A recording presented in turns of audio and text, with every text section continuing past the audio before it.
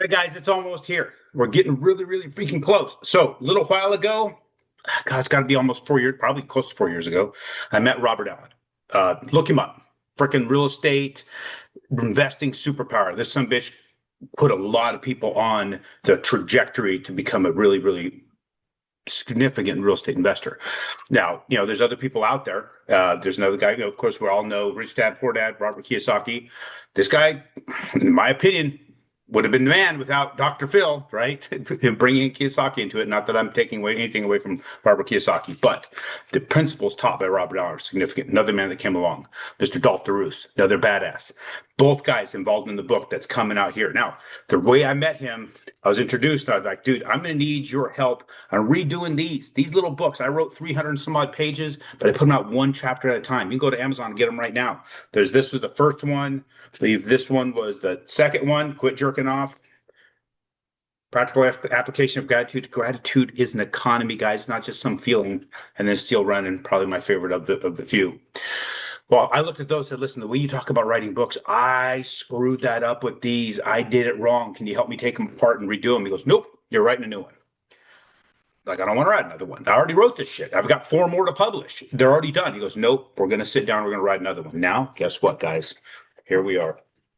I have got the proof in my hands of all that work. It took me 5 months to write it. It just came out as he and I talked. But all the artwork, the cover, it's done by my brother. This is the proof of the cover. It's going to be done. It's actually going to be a hardback, glossy hardback, no jacket, which is awesome. My publisher wants to do that. So that, Redneck Economics. Sometimes people have a hard time saying that. I don't know why. And here's the interior. Done. Done, done, done. In fact, if you want to take a look at it, as I mentioned, those two guys, Mr. Robert Allen, every single chapter has this kind of artwork. That's the kind of artwork Eric did. That's why it took 2.5 years to get the artwork done. There's Robert right there. I was talking about quit jerking off and redoing that. And then the afterward. That's also another badass one where Dolph DeRoos asked him if he'd read the book and just give me an idea, look at it and see, hey, could you write at least a recommendation? Here are my afterward. Dude did 3 pages of afterward. Check that out. So time is coming. You'll be able to order them. I don't know when the pre-orders are going out. We're still working out that with the marketing guys, but I have got the proof. Now I'm going to be sending that back, approving it for print. It's been a long time coming. In fact, I'm excited about it. I'm like, okay, it's here. I've read this thing at least 20 times. What's really crazy about it, when you sit down, you're hammering something out, you're concentrating on it, you go back and read it later, like, wow, I don't remember writing that. Or how did I come up with that?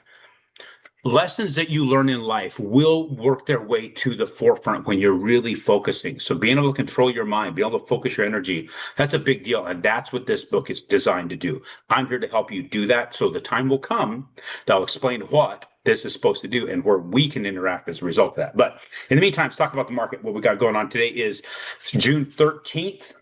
And we have, what is going on here? We have CPI came out this week.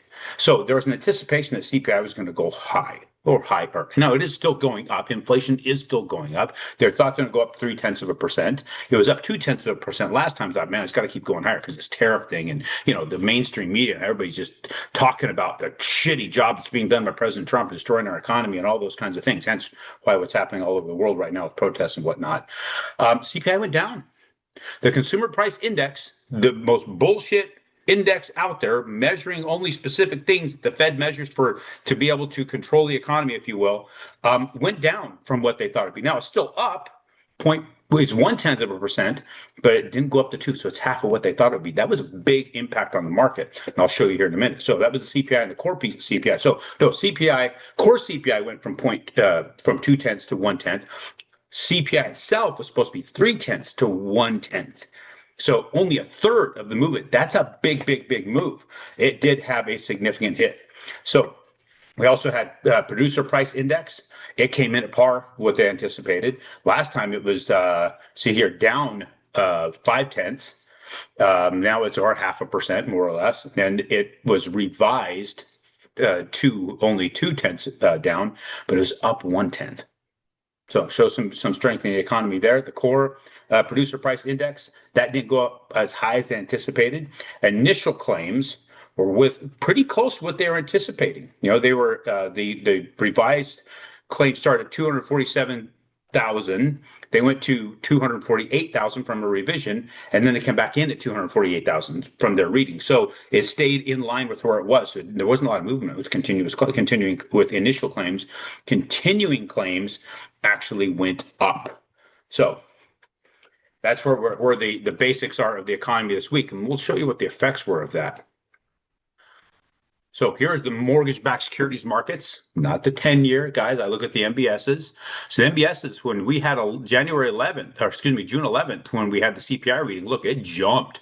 It had that much movement that it erased all the negative movement we had to get down to the channel, and it jumped right up. And then, of course, with the PPI of 12 and bombing. Got to look at that too. When you start talking about the bombing in Iran, that had a very negative impact on the stock market. And where'd that money flow? It flowed right here. Literally, gap up open. It maintained its gap up open. Look what it did today. Everything went right back, closed that gap. So we're literally right where we were at that point. We're going to be heading right back down into this, I believe. We'll see if this, we do have a level that looks like it has developed here.